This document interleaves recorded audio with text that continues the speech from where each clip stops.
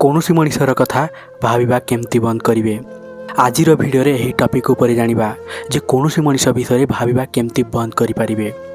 ପ୍ରଥମେ ଗୋଟେ ଜିନିଷ ବୁଝ, ତୁମେ ଯାହା ସହିତ ବି ରିଲେସନସିପ୍ରେ ଥିଲ ଆଉ କିଛି କାରଣ ପାଇଁ ତୁମର ବ୍ରେକଅପ୍ ହୋଇଗଲା, ଆଉ ତୁମେ ସେହି ମଣିଷକୁ ଭୁଲିବା ପାଇଁ ଚାହୁଁଛ, ତୁମ ଜୀବନରେ ଆଗକୁ ବଢ଼ିବା ପାଇଁ ଚାହୁଁଛ, କିନ୍ତୁ ତଥାପି ସେହି ମଣିଷ ବହୁତ ଅଧିକା ମନେ ପଡ଼ୁଛି ଆଉ ବାରମ୍ବାର ସେହି ମଣିଷ ବିଷୟରେ ଭାବୁଛ, ଆଉ ତୁମେ ସେହି ମଣିଷ ବିଷୟରେ ବାରମ୍ବାର ଭାବିବାକୁ ଲାଗୁଛ। କିମ୍ବା ଯେଉଁ ମଣିଷକୁ ବହୁତ ଅଧିକା ଭଲ ପାଉଥିଲ, ଆଜି ସେହି ମଣିଷ ତୁମକୁ ପ୍ରେମ କରୁନାହିଁ, ସେଥିପାଇଁ ତୁମେ ସେହି ମଣିଷକୁ ଭୁଲିବା ପାଇଁ ଚାହୁଁଛ ଆଉ ଭୁଲି ପାରୁନାହଁ।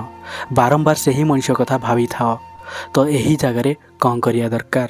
ତ ଏହି ଭିଡ଼ିଓକୁ ଶେଷ ପର୍ଯ୍ୟନ୍ତ ଦେଖନ୍ତୁ। ଯଦି ତୁମ ଜୀବନରେ ବି ଏମିତି ପ୍ରୋବ୍ଲେମ୍ ଅଛି, ଭିଡ଼ିଓକୁ ଶେଷ ପର୍ଯ୍ୟନ୍ତ ଦେଖନ୍ତୁ। କିନ୍ତୁ ତା ପୂର୍ବରୁ ମୋର ଗୋଟେ ଅନୁରୋଧ, ଭିଡ଼ିଓକୁ ଗୋଟେ ଲାଇକ୍ କରିଦିଅ, କାହିଁକିନା ଲାଇକ୍ କଲେ ମୁଁ ଏମିତି ବହୁତ ସାରା ଭିଡ଼ିଓ ଆଣିବି। ତ ଚାଲନ୍ତୁ ଜାଣିବା ଯେ କ'ଣ କରିବା ଦରକାର। ଯଦି ତୁମେ କୌଣସି ମଣିଷକୁ ଭୁଲିବା ପାଇଁ ଚାହୁଁଛ ଆଉ ତୁମେ ତାଙ୍କ କଥା ବାରମ୍ବାର ଭାବୁଛ, କିନ୍ତୁ ତୁମେ ଚାହୁଁଛ ମୁଁ ତାଙ୍କୁ କେମିତି ଭୁଲିଯିବି, ଆଉ କ'ଣ କରିବା ଦରକାର, ତ ଭିଡ଼ିଓକୁ ଶେଷ ପର୍ଯ୍ୟନ୍ତ ଦେଖନ୍ତୁ। ପ୍ରଥମେ ଗୋଟେ ଜିନିଷକୁ ବୁଝ, ଆମେ କୌଣସି ମଣିଷକୁ ପୁରା ଭାବରେ ଭାବିବା ବନ୍ଦ କରିପାରିବା ନାହିଁ। ସେହି ମଣିଷ ଆମ ଲାଇଫ୍ରେ ଆସିଥିଲା କାହିଁକି ନା ଯଦି ସେହି ମଣିଷର ଅତୀତର କଥା ଜାଣିବ ତ ସେ ତୁମ ସାଙ୍ଗରେ କିଛି ଦିନ ରହିଲା, କିଛି ବର୍ଷ ରହିଲା, ତାପରେ ତୁମର ବ୍ରେକଅପ୍ ହୋଇଗଲା। କିନ୍ତୁ ତୁମେ ସେହି ମଣିଷକୁ ବହୁତ ଅଧିକା ଭଲ ପାଉଥିଲ, କିନ୍ତୁ ତୁମର ବ୍ରେକଅପ୍ ହୋଇଗଲା, ସେଥିପାଇଁ ସେହି ମଣିଷକୁ ଭୁଲିବା ପାଇଁ ଚାହୁଁଛ। କିନ୍ତୁ ମୁଁ ତ କହିବି ସେହିଭଳି ମଣିଷକୁ ଭୁଲିବା ଏତେ ସହଜ ହୋଇନଥାଏ। କ'ଣ ପାଇଁ ନା ସେହି ମଣିଷ ଆମ ସହିତ ରହିଛି, ତାଙ୍କ ସହିତ ଆମେ ଟାଇମ୍ ସ୍ପେଣ୍ଡ କରିଛନ୍ତି, ଆମେ ସେହି ମଣିଷ ସହିତ ବହୁତ ସମୟ ସ୍ପେଣ୍ଡ କରିଛନ୍ତି, ଆଉ ସେହି ମଣିଷ ସହିତ ବହୁତ ଅଧିକା ଟାଇମ୍ ସ୍ପେଣ୍ଡ କରିଛନ୍ତି, ଆଉ ସେହି ମଣିଷକୁ ନେଇ ଆମ ମନରେ ବହୁତ କିଛି ଥଟ୍ ଆସେ, ଯାହାଫଳରେ ଆମେ ଭୁଲି ପାରନ୍ତି ନାହିଁ, ଆମେ ତାଙ୍କୁ କଣ୍ଟ୍ରୋଲ୍ କରିପାରିବା ନାହିଁ। କିନ୍ତୁ ତୁମେ ଚାହିଁଲେ ସେହି ସବୁ କଣ୍ଟ୍ରୋଲ୍ କରିପାରିବ, କିନ୍ତୁ ଆମେ ସେହି ସବୁ ଥଟ୍କୁ ବି କଣ୍ଟ୍ରୋଲ୍ କରିପାରିବା। ଆମେ ପୁରା ଭାବରେ ଭାବିବା ବନ୍ଦ କରିପାରିବା କଥା, ଆଉ ତାଙ୍କୁ ଭୁଲିବା ବି ଏତେ ଜଲ୍ଦି ପସିବୁଲ୍ ହେବ ନାହିଁ। କ'ଣ ପାଇଁ ନା ଆମ ମାଇଣ୍ଡରେ ହଜାର ହଜାର ଥଟ୍ ଆସିଥାଏ। କ'ଣ ସେଇ ହଜାର ହଜାର ଥଟ୍ ଭିତରୁ ତାଙ୍କ ରିଲେଟିଭ୍ କିଛି ବି ଥଟ୍ ଆସିବ ନାହିଁ? 100% ଆସିବ। ସେଥିପାଇଁ କେବେ ବି ଏତେ ଜଲ୍ଦି କାହାକୁ ଭୁଲି ପାରିବ ନାହିଁ। କିନ୍ତୁ ମୁଁ ତ କହିବି ତୁମେ ଦିନ ଦିନ ରାତି ରାତି ସେହି ମଣିଷ ବିଷୟରେ ଭାବିବା କଥା ନୁହେଁ, କାହିଁକି ନା ଯେତେ ଅଧିକା ଭାବିବ ସେତେ ଅଧିକା ସେ ମନେ ପଡ଼ିବ। ତ ଏବେ ଜାଣିବା ଏହିସବୁ କେମିତି କରିବେ, ଯାହାକି ତୁମେ ଆରାମସେ ଭୁଲି ପାରିବ ଆଉ ତୁମେ ତାଙ୍କ କଥା ଭାବିପାରିବ ନାହିଁ। ଯଦି ତୁମର ବ୍ରେକଅପ୍ ହୋଇଛି ଆଉ ତୁମେ ତାଙ୍କୁ ଭୁଲିବା ପାଇଁ ଚାହୁଁଛ, କିମ୍ବା କାହାକୁ ବହୁତ ଅଧିକା ପ୍ରେମ କରୁଛ କିନ୍ତୁ ସେ ତୁମକୁ ପ୍ରେମ କରୁନାହିଁ, ସେଥିପାଇଁ ତୁମେ ସେହି ମଣିଷକୁ ଭୁଲିବା ପାଇଁ ଚାହୁଁଛ, ତ ତୁମକୁ କ'ଣ କରିବାକୁ ପଡ଼ିବ? ତ ସେଥିପାଇଁ ଏବେ ଯାହା ବି କହିବି ଧ୍ୟାନ ସେ ଶୁଣ। ତ ଦେଖ, ସେଥିପାଇଁ ପ୍ରଥମେ ତୁମେ କ'ଣ କରିବ ନା ସବୁବେଳେ ପ୍ରେଜେଣ୍ଟରେ ବଞ୍ଚିବାକୁ ପଡ଼ିବ। ତ ସେଥିପାଇଁ ପ୍ରେଜେଣ୍ଟରେ ରହିବା, ବଞ୍ଚିବା ଶିଖ। ତୁମ ଲାଇଫ୍ରେ ପ୍ରୋବ୍ଲେମ୍ ବହୁତ ବଢ଼ିବ, ନେଗେଟିଭ୍ ଆହୁରି ବଢ଼ିଯିବ। ତ ସେଥିପାଇଁ ତୁମେ ସବୁବେଳେ ପ୍ରେଜେଣ୍ଟରେ ଏନ୍ଜୟ କରିବାର ଅଛି, ଆଉ ଲାଇଫ୍ରେ ଆଗକୁ ବଢ଼ିବାର ଅଛି। ପାଷ୍ଟ ବିଷୟରେ ଅଧିକା ଭାବିବା କଥା ନୁହେଁ, ନା କି ଫ୍ୟୁଚର୍ ବିଷୟରେ ଅଧିକା ଭାବିବ ନାହିଁ। ତୁମେ ସବୁବେଳେ ନିଜ ପ୍ରେଜେଣ୍ଟ ଉପରେ ଫୋକସ୍ କରିବ।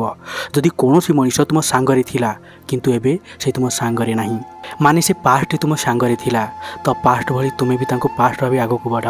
ଆଉ ହଁ, ଇଏ ଜରୁରୀ ନାହିଁ ଯେ ସେହି ମଣିଷକୁ ପୁରା ଭାବରେ ଭୁଲିଯିବ ନାହିଁ, କିନ୍ତୁ ଯେତେବେଳେ ପ୍ରେଜେଣ୍ଟକୁ ପୁରା ଫୋକସ୍ କରିବାକୁ ଲାଗିବ, ପ୍ରେଜେଣ୍ଟକୁ ଏନ୍ଜୟ କରିବାକୁ ଲାଗିବ, ତୁମେ ବୁଝିପାରିବ ଯେ ପାଷ୍ଟ କଥା କିଛି ବି ମନେ ପଡ଼ିବ ନାହିଁ। ଧୀରେ ଧୀରେ ସବୁ କିଛି ଭୁଲିଯିବ, ଯାହାକି ଏହା ଫ୍ୟାକ୍ଟ, ରିଏଲ୍ ଫ୍ୟାକ୍ଟ। ତ ସେଥିପାଇଁ ତୁମେ କାହା କଥା ଭାବି ନିଜ ସମୟକୁ ବର୍ବାଦ କର ନାହିଁ। ତ ସେଥିପାଇଁ ନିଜକୁ ବିଜି ରଖ, ଆଉ ଯଦି ନିଜକୁ ବିଜି ରଖିପାରିବ ନାହିଁ ତ ପଜିଟିଭ୍ ୱେରେ କେବେ ବି ଯାଇପାରିବ ନାହିଁ। ତ ସେଥିପାଇଁ ତୁମେ ପ୍ରେଜେଣ୍ଟରେ ବଞ୍ଚିବା ଶିଖ। ଯଦି ତୁମେ ପ୍ରେଜେଣ୍ଟରେ ବଞ୍ଚିବା ଶିଖିବ ନାହିଁ ତ ସେ ପର୍ଯ୍ୟନ୍ତ ସେହି ମଣିଷ କଥା ନିଶ୍ଚୟ ମନେ ପଡ଼ିବ, ଆଉ ବାରମ୍ବାର ମନେ ପଡ଼ିବ, କେବେ ବି ଭୁଲି ପାରିବ ନାହିଁ। ତ ସେଥିପାଇଁ ତୁମେ ତୁମ ପ୍ରେଜେଣ୍ଟକୁ ଏତେ ଷ୍ଟ୍ରଙ୍ଗ କରିଦିଅ, ଏତେ ଷ୍ଟ୍ରଙ୍ଗ କରିଦିଅ କି ସେହି ମଣିଷ କଥା କେବେ ବି ମନେ ପଡ଼ିବ ନାହିଁ। ଆଉ ହଁ, ଟିକେ ଟିକେ ମନେ ପଡ଼ିବ, ଆଉ ଏହି ସବୁ ନର୍ମାଲ୍ କଥା, କାହିଁକିନା ତାଙ୍କ ସହିତ ଏତେ ସମୟ ବିତାଇଥିଲ, ଏତେ ଟାଇମ୍ ସ୍ପେଣ୍ଡ କରିଥିଲ, ଅବଭିୟସ୍ଲି ମନେ ପଡ଼ିବ। ତ ସେଥିପାଇଁ ନିଜ ପ୍ରେଜେଣ୍ଟ ମୁହୂର୍ତ୍ତକୁ ଏତେ ଷ୍ଟ୍ରଙ୍ଗ ବନେଇ ଦିଅ ଯେ ତାଙ୍କ କଥା ଭାବିବା ପାଇଁ ସମୟ ମିଳିବ ନାହିଁ। ଆଉ ଗୋଟେ କଥା ମନେ ରଖ, ଯେ ପର୍ଯ୍ୟନ୍ତ ନିଜ ପ୍ରେଜେଣ୍ଟକୁ ଷ୍ଟ୍ରଙ୍ଗ କରିବ ନାହିଁ ସେ ପର୍ଯ୍ୟନ୍ତ ସେହି ମଣିଷକୁ ମନେ ପଡ଼ିବ। ତ ସେଥିପାଇଁ ପ୍ରେଜେଣ୍ଟରେ ତାଙ୍କ କଥା ନ ଭାବି ଆଉ ଦେଖ ଏବେ ତୁମ ପ୍ରେଜେଣ୍ଟରେ ତୁମ ସାଙ୍ଗରେ କିଏ କିଏ ଅଛନ୍ତି। କିନ୍ତୁ ତୁମେ କ'ଣ କରିଥାଅ ନା ତୁମେ ସେହି ମଣିଷ ବିଷୟରେ ଭାବୁଛ ଯିଏ ଜାଣିପାରୁନାହିଁ, ତୁମେ ତାଙ୍କ ବିଷୟରେ ଏବେ କେତେ ଭାବୁଛ, କ'ଣ ଭାବୁଛ। ଯାହାର ତୁମ ପ୍ରତି ଟିକେ ବି ମତଲବ ନାହିଁ ତ ତାଙ୍କ ସହିତ ତାଙ୍କ କଥା ତୁମେ କ'ଣ ପାଇଁ ଭାବୁଛ। ତୁମକୁ ଖରାପ ଲାଗୁନି ତ ସେଥିପାଇଁ ପ୍ରେଜେଣ୍ଟରେ ଯିଏ ବି ଅଛି ତୁମ ସହିତ ତାଙ୍କ ସହିତ ରୁହ, ତାଙ୍କ ସହିତ ବଞ୍ଚିବା ଶିଖ।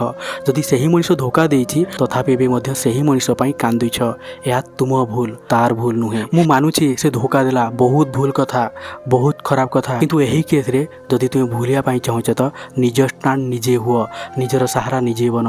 ସେହି ମଣିଷ କଥା ଭାବିଲେ ସେହି ମଣିଷ ପଛରେ ଗଲେ କିଛି ବି ହେବ ନାହିଁ, ବରଂ ତୁମ ଲାଇଫ୍ ବହୁତ ୱେଷ୍ଟ ହେଇଯିବ, ବହୁତ ଖରାପ ହୋଇଯିବ, ବହୁତ ବର୍ବାଦ ହୋଇଯିବ। ଯଦି ତୁମ ଲାଇଫ୍ରେ ବେଷ୍ଟ କରିବାର ଅଛି ତ ନିଜ ଲାଇଫ୍କୁ ଇଜି ବନେଇବା ପାଇଁ ଚାହୁଁଛ ତ ତୁମେ ସେହି ମଣିଷ ବିଷୟରେ ଭାବିବା ବନ୍ଦ କରିଦିଅ। ତ ସେଥିପାଇଁ ସବୁବେଳେ ନିଜ ଲାଇଫ୍ରେ ଆଗକୁ ବଢ଼ିବାର ଆଟିଚ୍ୟୁଡ଼୍ ରଖିବା ଦରକାର କି ମୋ ଲାଇଫ୍ରେ କିଛି ବି ହେଇଯାଉ ମୁଁ ସବୁବେଳେ ଆଗକୁ ବଢ଼ିବି ଆଉ ଏମିତି ଆଗକୁ ବଢ଼ି ଚାଲୁଥିବି।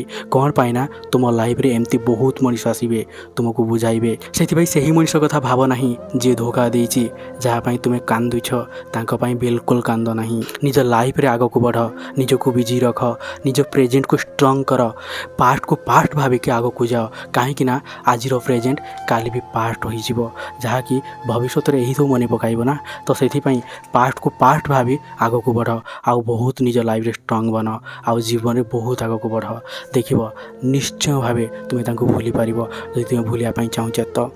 ଆଇ ହୋପ୍ ବୁଝିପାରିଥିବେ ଯେ ଯଦି ତୁମେ ଜଣକୁ ଭୁଲିବା ପାଇଁ ଚାହୁଁଛ କେମିତି ଭୁଲିବେ, ଯଦି କିଏ ତୁମକୁ ଧୋକା ଦେଇଛି କ'ଣ କରିବା ଦରକାର। ତ ଯଦି ବୁଝିପାରିଛନ୍ତି ନିହାତି ଭାବେ ଭିଡ଼ିଓକୁ ଲାଇକ୍ କରିଦିଅ, ଚ୍ୟାନେଲକୁ ସବସ୍କ୍ରାଇବ୍ କରିଦିଅ। ଆଉ ଯଦି ମୋ ସହିତ କଥା ହେବା ପାଇଁ ଚାହୁଁଛନ୍ତି ମୋ ଇନଷ୍ଟାଗ୍ରାମ ଆଇଡ଼ି ହେଉଛି ଫାଷ୍ଟ ଉଡା ଟ୍ରିକ୍ ଅଫିସିଆଲ୍। ତ ମୋତେ ଇନଷ୍ଟାଗ୍ରାମରେ ଫଲୋ କରି ମେସେଜ୍ କରିପାରିବେ। Thank you so much.